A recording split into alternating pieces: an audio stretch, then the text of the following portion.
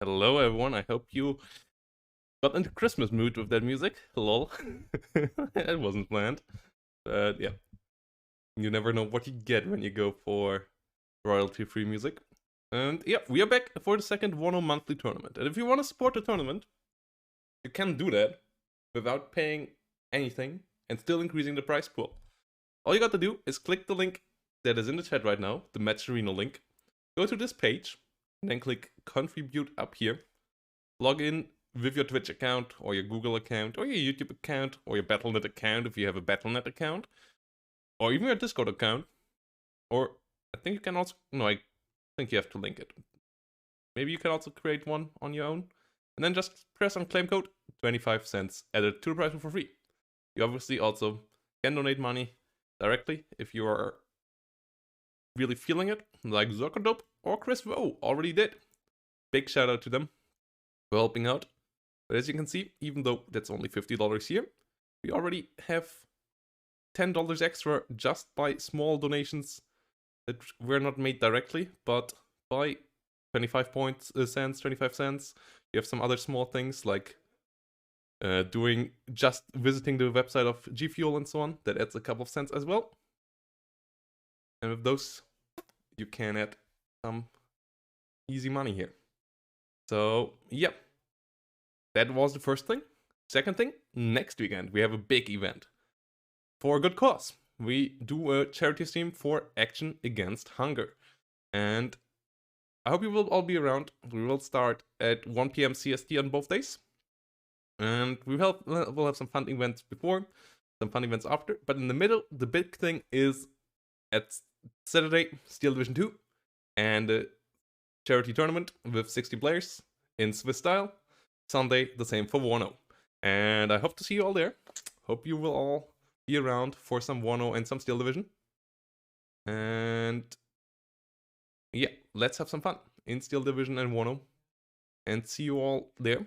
And help out Action Against Hunger with this fundraiser event. If you want to sign up, you can find the link now in chat as well. Already the first $20 donation has been made. And let's destroy this $500 goal to help out the amazing organization Action Against Hunger next weekend. So, yeah. See you all there. But with that said, let's jump into our first game. As that one is a main tournament game. And it should be a good one. As I now press play. And here we go. As we have Tanner versus Colonel Koenig. Left side, Tanner bringing in an interesting division. So does Colonel Koenig. Colonel Koenig brings in the 8th Infantry Division. Here Tanner brings in the 39th Guards Strelkovy. Gav Motostrelki. It's not Strelkovy anymore, as this is a motorized division, obviously. And he has some red Redgas. He has some Redgas heavies in BMP 1 piece. ERDMs. On the other side, Colonel Koenig playing the division, I would say, is the strongest. I would like to know what the bands were here. I would expect the bands to be the two West German divisions, as 8th is still open, though I would rather ban 8th above 2nd maybe here on this map, because on this map, the Germans really struggle with deep infiltration. Because they don't have a cheap helicopter or anything to deal with it, and on this map, deep infiltration is just so easy. So it would be an interesting matchup there as well, but 8th is in my eyes the favorite in this matchup, though 39th has some cool stuff as well. Just tanks ain't one of them. We have some TAD BVs up here with 3-star veterancy, but Russian tanks or Soviet tanks currently pretty overpriced for their performance. But what they, for example, got is the Su-25 rocket, and this is the key unit of Puritaner's playstyle with them. It's an absolute beast of a unit for its price currently, 115 points for a super robust plane. 2 frontal armor helps it out a lot against any kind of damage, and it has a big gun It has a 30mm gun with 4 penetration that can kill off a lot of stuff. And the rockets also help, obviously, against any soft targets. But with its big gun, it also can kill off any other plane. Together with its exceptional agility, it can dogfight everything. It's basically the IL-2 of this game. So you really have to be careful around these. And Tanner loves to use them. As we now see this one flying an attack into the center, which has been heavily occupied by Colonel Koenig, including some stingers.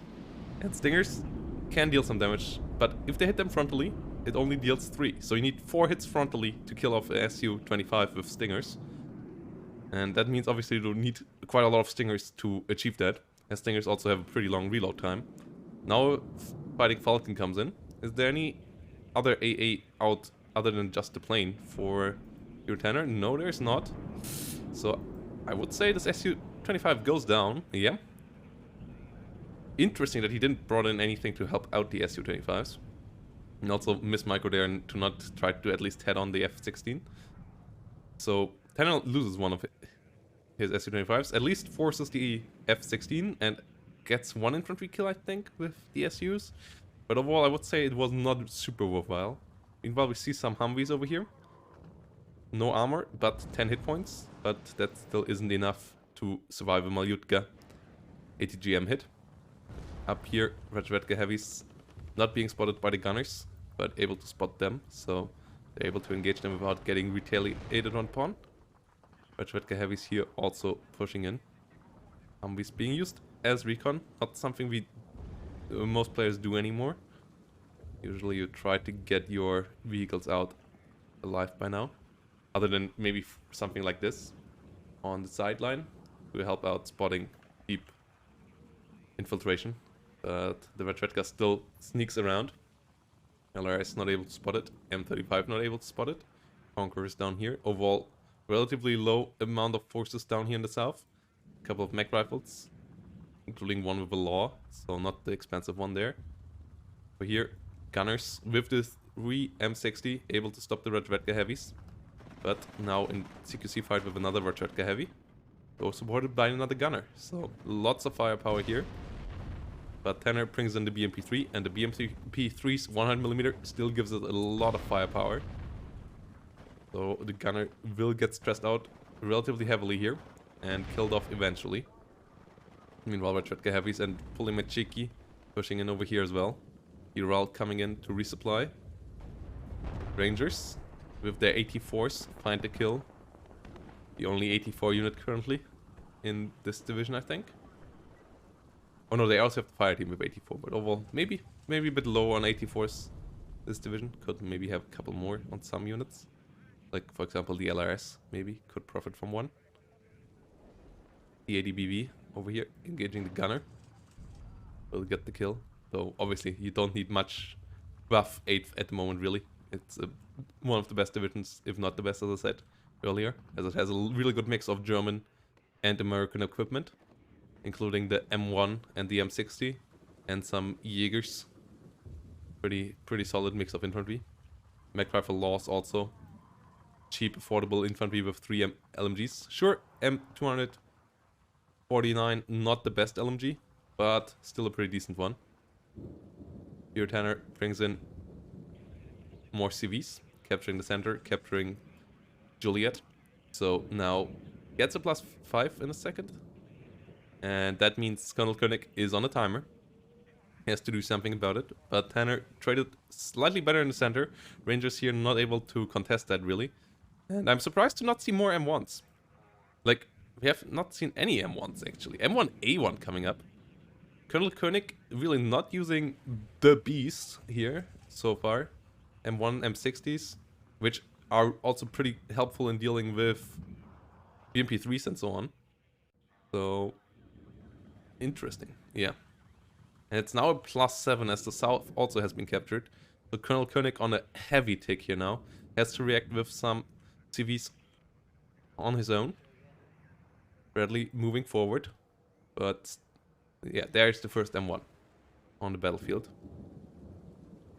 And Tanner did play the infantry and IV play pretty well here in the center. More Rangers though coming in. with another 4 M4 Carabine and M449. At the moment, M4 is counted as a submachine gun. Ranger is pushing forward. As they, for now, simplified the gun system, but they will diversify it eventually again, I would say. If I understood them correctly. Mac rifles pushing forward. Jägerführer getting called to maybe come in here. Here we have the equivalent to the Ranger, the original Poderichki with the RPG-29, which is even better. Like 84, only 17 penetration, 705 meter. This one is actually a lot better, as it nearly has 200 meter more range, and it has 4 more penetration. So it is an absolute beast when it comes to damage output. Can one-shot most vehicles from the side. Producer coming in, and also deal even an all soft armored from front as well with one shot. And even a couple of tanks have to be careful there when getting hit frontally. T-64 coming in as well. Trying to stop this push here. Rajvetka for sure won't win a fight versus mech rifles. Ranger here trying to sneak in further. Whilst the command zone has finally been captured for Colonel Koenig, reducing it to only a +5 for Puritaner. Catching up a bit in time. T-64 here, engaging the mech rifles. Getting some hits on. Jägerführer coming in. Rajvetka in the south.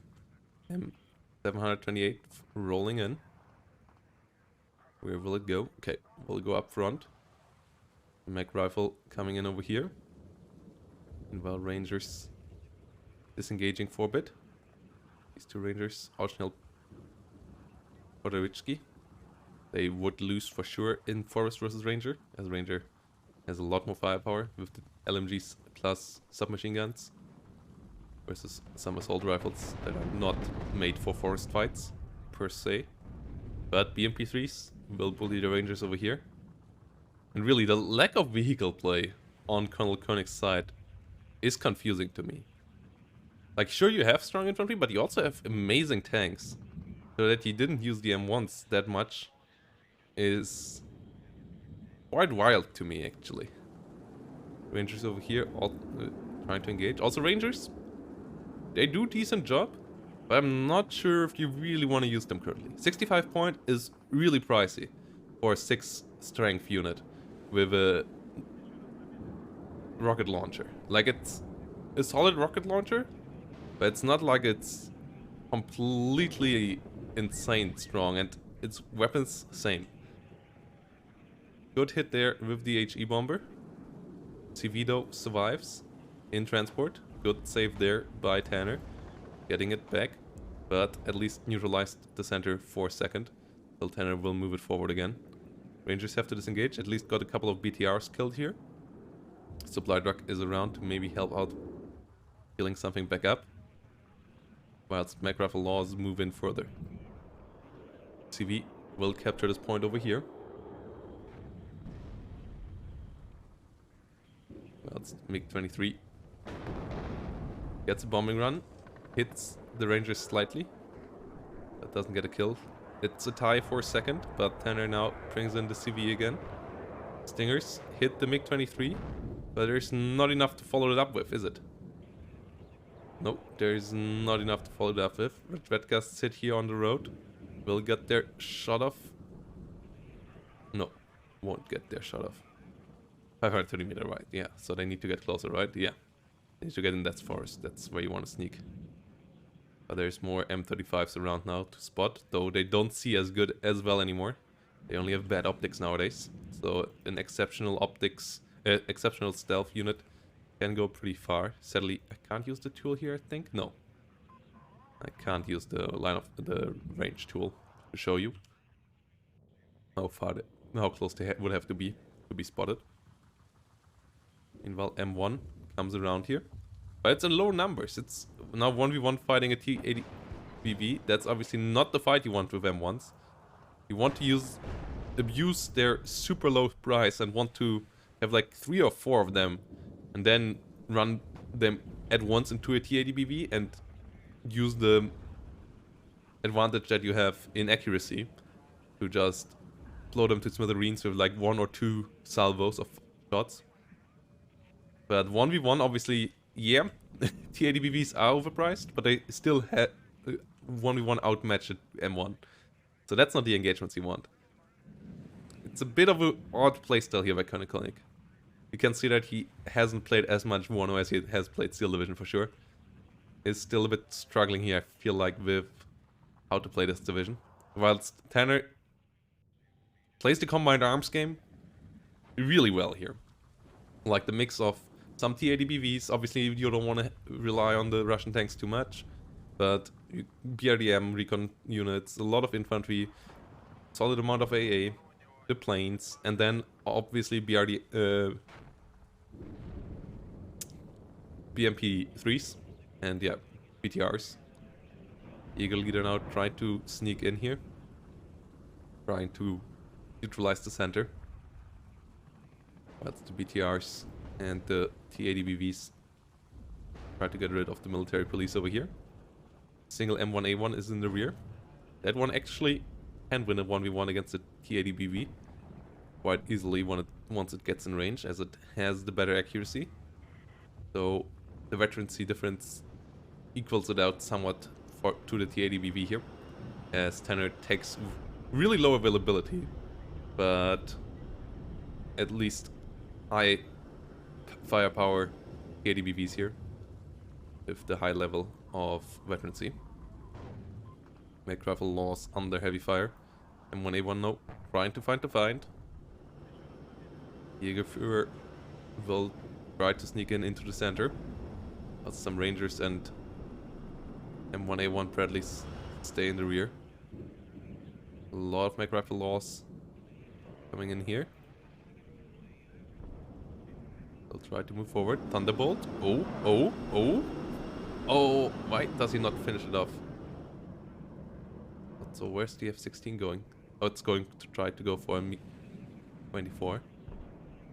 Mi-24 though can take a bit of shot fire, and now there's OSAS around. It's not healthy for an F-16, especially not with a rocket Su-25 coming up as well. But F-16 should be able to get out, as the Su-25 can't follow there. Speed is too high. The Heinz though will be annoying. Eagle Leader tried to sneak in, won't be able to do it though. And the combined arms play here really good by Puritaner.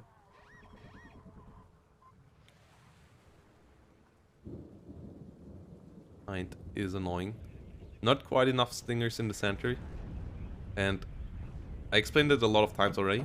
I feel like AA is really binary in Warno, in that either you bring it so that you always one-shot a plane and you always know that you kill whatever comes close to you, or you don't invest into it at all, because it's not really worthwhile to have like a single stinger, because repair times are not amazingly high. So just damaging a plane, and which still is able to drop its payload and then get out, is not really worthwhile investing into AA. You don't invest into it for the damage. You want to invest into it for the kill. It's different to Steel Division, and that's maybe also the reason why Colonel Koenig does it like this, because in Steel Division, AA is there to just shy away enemy air units, because it has a suppression system, but that's because it's gun-based AA. So every shot stresses out the enemy unit, and then when it's fully stressed out, it has to retreat. Even if it's not like shut down or heavily damaged. But there's no such stress system here for AA. So you really want to either go all in on AA or just not use it at all, because you might as well not use it instead of having just a single stinger around. You might as well buy something else from the stinger price. Bradley's here moving forward, and one gets killed in the forest, as the Saparis can't deal with it. Or at least not easily deal with it. Satchel charges still will do damage, but getting them into range with their really low range of 175 meter, which on Warno is basically nothing, is quite tough. You can do it in town fights, obviously, but making it work in forests where you currently have something like, I think, 300 meter range, vision range, not that easy. Meanwhile, MiG-23HE comes in over here, followed up by Su-24 cluster, going for the CV over here. Jägerführer is still around. CV goes down. Tanner back to a +3. As the CV in the center disengaged out of there again once more as well. And looks like Tanner has the advantage here. Heinz now also moving forward. Jägerführer under stress. But a pivot came up. Stunned one of the Mi-24s. And ooh, it's stumbling forward. The other one is stumbling backward. Oh no, you want to kill this off. Yeah, okay. Gets the kill. Mi-8 over here, also under heavy damage. Pivot sounds still amazing. The sound is just great. Gets 2 helicopters shut down with a single pivot. That's impressive. Usually they don't do that much. Bit of a miss micro there by Tanner as well, though, I would say. But still good play here by Colonel Koenig. We'll get a leader out again. We'll actually go up for the first time to a +2. Brings in a tow cobra as well, though. Ooh, pivot versus Su-25. Yeah. Frontal armor of the Su-25 makes it really hard for a pivot to have a chance there. And Su-25 AT gets the kill on the pivot. We'll get the hell out of here. Su-25 overall, I would say better than M10s because they're slightly faster, allowing them to do a bit more and not staying as long in enemy AA fire. They have one less rear armor, so they are not quite as tanky as the A10, but the extra speed in my eyes is totally worth it. Well, yes, center neutralized, but it's pretty close. T-80BV versus Bradley, which is not a good investigation for the Bradley. Even if it hits, it won't kill the T-80BV, but the T-80BV only needs one connection, and there we go. Another Bradley coming around over here. M1A1 coming in as well. A single M1 here. Another Jäger leader. A lot of CVs invested into by Colonel Koenig lately. Maybe a bit too many compared to frontline units. And A10 here in trouble. As you can see, A10 takes forever to get out of range of an OSA again, because it's just so slow. But Colonel Koenig on the tick. 20 minutes remaining, so still a lot of time. But Colonel Koenig surrenders after all. And I guess that's somewhat fair game. I'm not quite sure what happened at this point. Maybe it was a disconnect, but I don't think so. As you can see, Tanner was in a really good position. 2,800 to 1,300 kills. So, yeah. Tanner playing the 39th, which he plays a lot at the moment, really masterfully. Whilst Koenig struggled a bit here with finding the right playstyle for the 8th, I would say.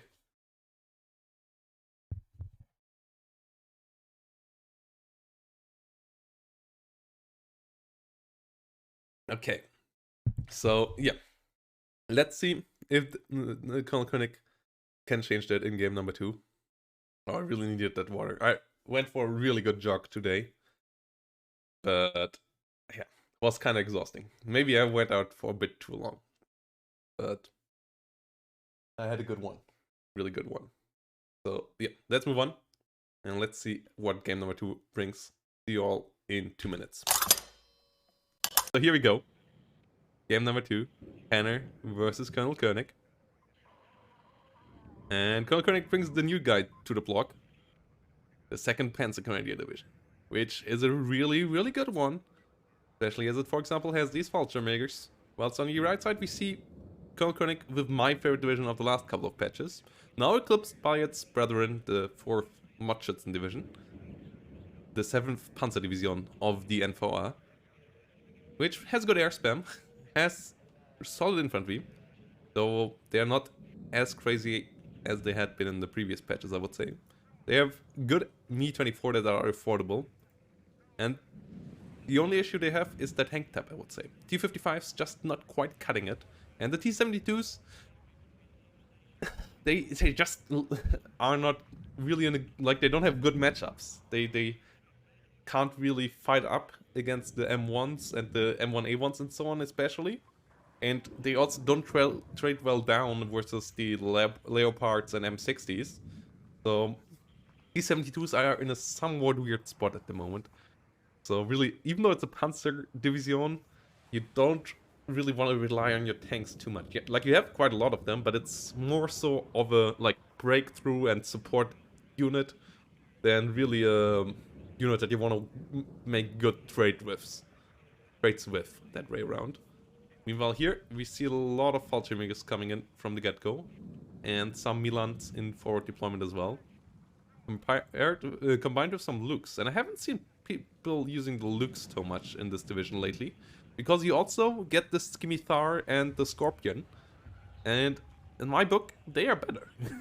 As 20mm currently just don't do it, but the Lux has the advantage, obviously, of being a really fast boy. So, interesting to see the Lux here. And, yeah, maybe it's better. Or, like, at least an option. As, yeah, Tanner uses them quite a lot here. Quite extensive use of these Luxes. On the other side, Flare got in position. Pretty good unit as well. 2 LMGs for AKSU. So, really good damage output in CQC combat. One of the best recon units when it comes to damage output in the game. And pretty affordable as well for 75 points. Meanwhile, Lux tries to go deep. Lux running around everywhere. And one of the issues of the 7th before was that they didn't have any ATGMs on their infantry. Now you at least have the ATGM teams like the Conquerors and the Fagot, but you still don't have it on your infantry, like you don't have any Conquerors. Which you have in the 4th, but only on one Fallschirmjäger team there. And big loss here on the helicopter, to be honest. Luxus went down, but... And that's... What helicopter was that? I'm not quite sure. But losing the Mi-24 here is a big one for sure. Gepard pretty good at killing helicopters, as it has 2,825 range against them. So, really capable in dealing with them. Overall, Gepard, a pretty good unit. Chilka sitting in the rear now. So, the good Spuck AA out on both sides. Drives moving closer. Colonel Koenig starting with the first CV. This time, it's him getting the +2 at the beginning.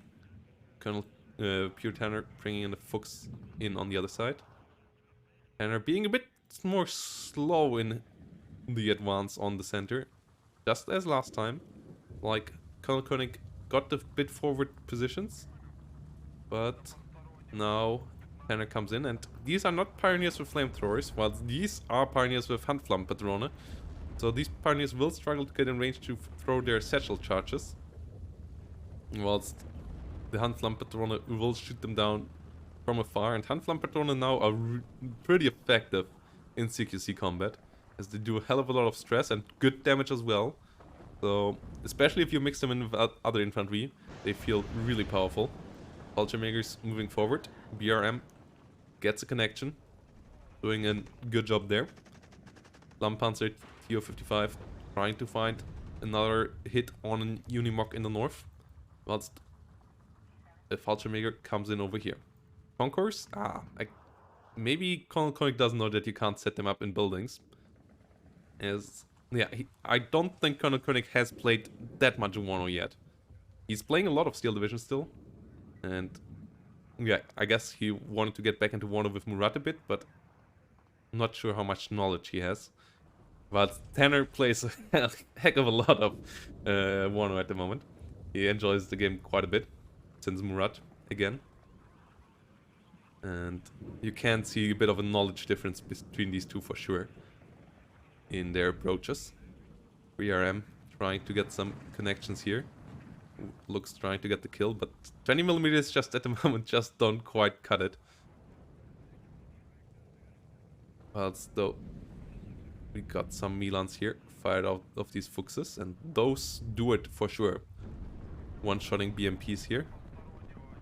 Pretty deep push by Tanner here with Pioneers in different forms. Some with the Armbrust, some with the Handflammenpatrone. So CQC and some ATG. And some AT capabilities combined. T-72 in the north. But for 100, yeah, for 110 points, the accuracy is really the issue of the T-72. And accuracy is not represented in price well enough currently in Steel Division. Like, high accuracy tanks have such a big advantage because they don't really pay for it currently. It's more about range and armor. Range penetration and armor that you pay for. Not so much about accuracy, which has to be adjusted in the future, I would say. Meanwhile, T-72 moves in the north. Panzerjägers coming in as well. On the other side, we have some Leopards coming in as well. And it's still Colonel Koenig with more units in the zone. But there's a lot of stuff sitting outside of it for Tanner. So I would say Tanner was a bit too slow maybe at the start. Could have maybe pushed a bit deeper. Like, I like the methodical approach, but maybe he could have been a bit more daring with the first attack. I mean, he was really daring in the south. Like, you gotta give him that. You don't see many pushes like this on this map. But in the north, in the center, he gave Colonel Koenig too much room, maybe. Unnecessarily so, I would say. As he started with 3 Fallschirmjägers for the center. Like, Colonel Koenig's infantry wouldn't have had an easy time dealing with that at all. Mi-24 AT coming in the rear. Let's see all of Glaris as well. I'm surprised that we don't see any airplanes from Colonel Koenig, as this is somewhat one of the main reasons why you play 7th, right? The MiG-21 Su-22 combo. Meanwhile, we have 2 air superiority fighters here out of Puritana instead. 2 tornadoes, 1 already going down though. But a Mehrzweckwaffe tornado coming in as well. There's not as much AA around here for Colonel Koenig. Tornado over here got hit by something. What did hit that one? Oh my god, that MiG-23 is really doing a really good job.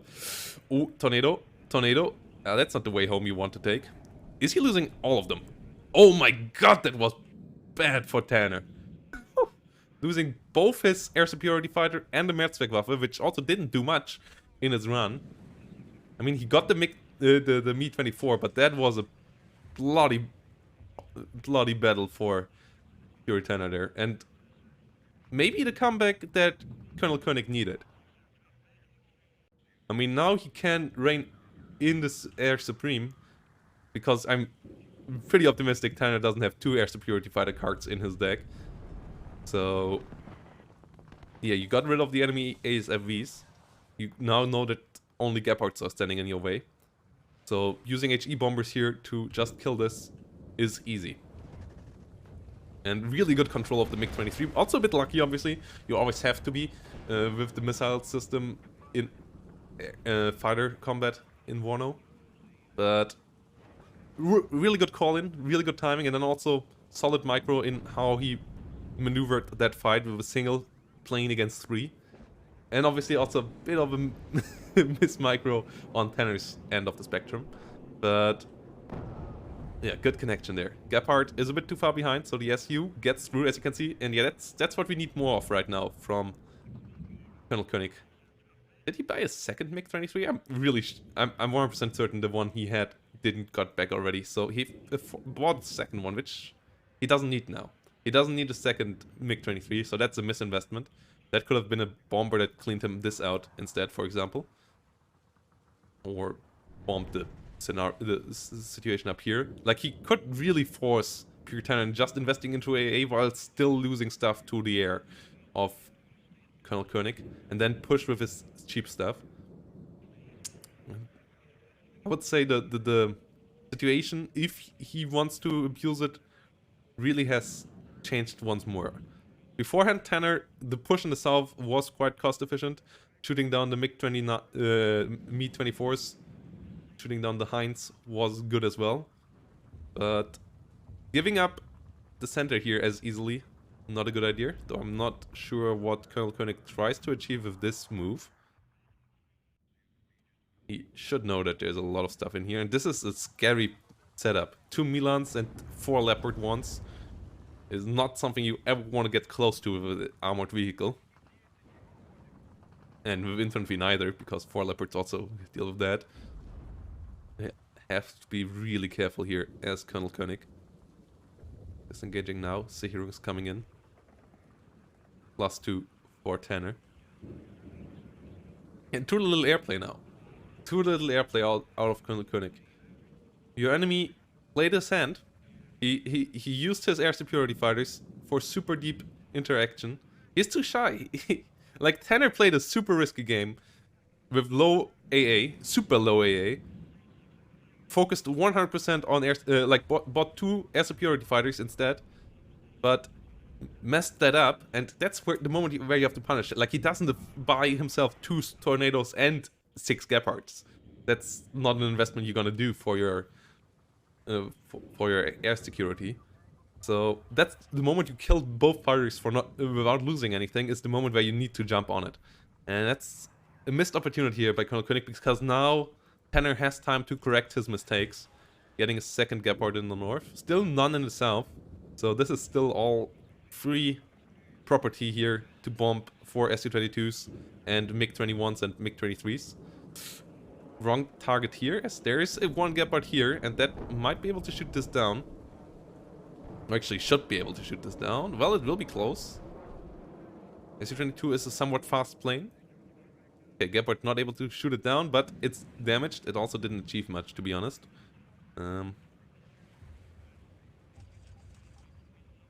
Yeah. Interesting place here. It's zeroed out again. Colonel Koenig now going for +3. Conqueror sitting around here. Ammunition truck in danger. T-55 killing off the Milan. 5 AM2 disengaging. Su-22 coming around once more. But Tanner this time better at the micro.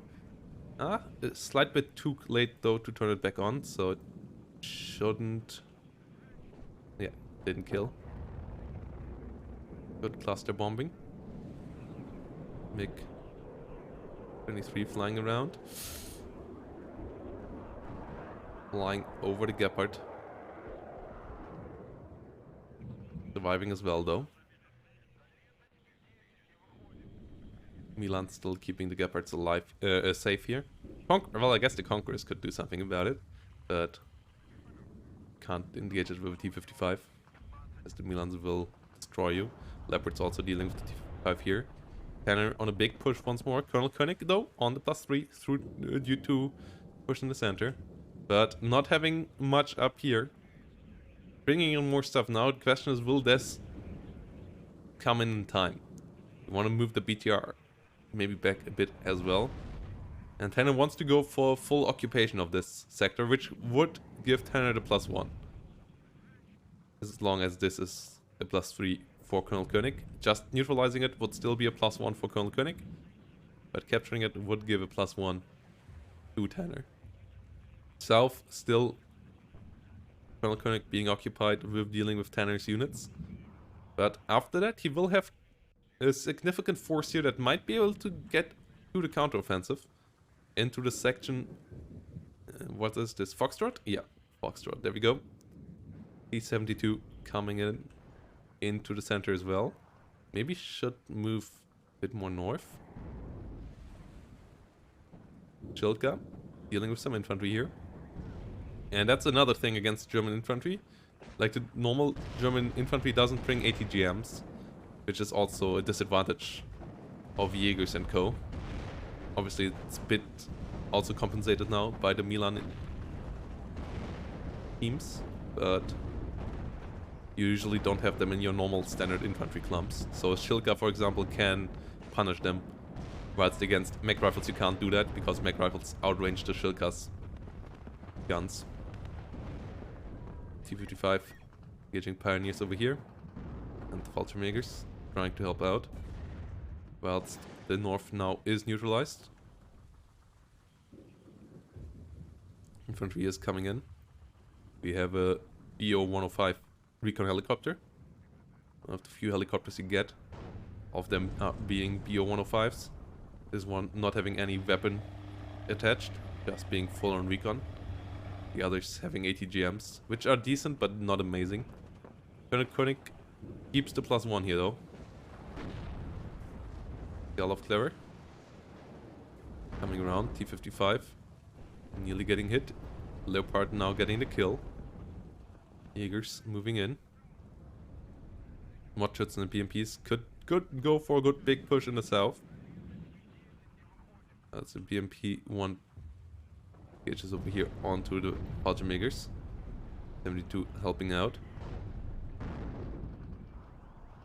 Is Colonel Koenig doing it this time? Looks pretty good. Matcherino. I mean, obviously the north is struggling, but with the air superiority and a possible push in the south as well, I would say he can even it out. And at the moment, well, Koenig is keeping the center around. Jaeger leader is on the way, and enemy has been spotted up here by Tanner. And I'm still surprised how little Colonel Koenig utilizes the air superiority. Such a big missed opportunity. After you make such a good play with that MiG-23, killing off 2 tornadoes, punishing Fury Tanner for being overconfident with the 2 tornadoes there. Like, that deep run with the tornadoes was really risky. Both in case there would have been some AA around, or just the MiG-23 that can be called in for the opportune time when your units show the rear. As the air spawn is really close here. But now it's Tanner once more on a +2. Shilka coming in. Colonel Koenig moving up the infantry. Leo 1 engaging the TO-55. T-55, AM2 trying to move around. Fallschirmjäger since the Sicherungs in the town. Will engage the Matcherino. Matcherino getting stunned. T-55 AM2 against Leo 1A1. And this one is the more expensive tank, as it has better armor, but it has one less penetration, and it especially has less accuracy. And the accuracy is big. This time it will win the 1v1 though.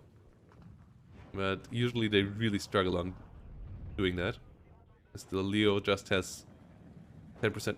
Oh no, actually, static, they have the same. Okay, maybe I was wrong. This Leo though got the kill onto the CV. Bringing up Fury Tanner to a +4 now.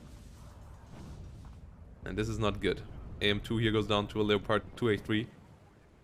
Where's the air spam, Colonel Koenig? Where's the air spam? Okay, there we go. MiG-23 AA. What is that? He's trying to do a... Ah, he's trying to hunt down. That makes sense. And then yes, Tanner too good here with the micro. He's trying to... This time going down. Trying to cluster. Trying to hit the Leo 2A3. Gets called on onto something else now though.